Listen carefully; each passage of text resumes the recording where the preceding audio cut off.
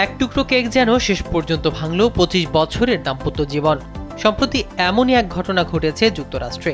এই নিয়ে আলোচিত একটি পোস্ট উঠে এসেছে অনলাইন আলোচনামূলক প্ল্যাটফর্ম রেডিটের এইথা নামের পাতায়। সেখানে ৪৬ বছর বয়সী এক নারী জানান, দীর্ঘদিন ধরেই তার স্বামীর সঙ্গে নানা বিষয়ে মতবিরোধ চলছিল।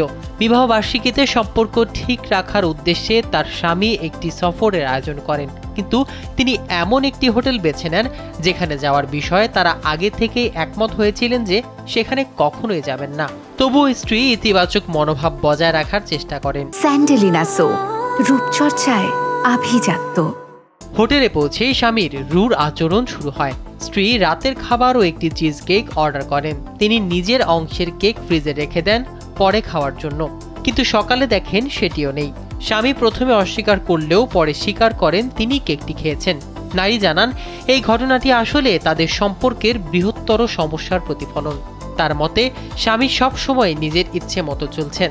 শুধু কেক নয়, জীবনের প্রায় সব ক্ষেত্রে তিনি তার অধিকার বা পছন্দ কেড়ে নিয়েছেন। স্ত্রী হিসেবে তিনি যেন শুধু গৃহকাজ আর স্বামীর চাহিদা পূরণের মাধ্যম হিসেবেই থেকে গিয়েছিলেন। এই অভিজ্ঞতা শেয়ারের পর পোস্টটি দ্রুত ভাইরাল হয়।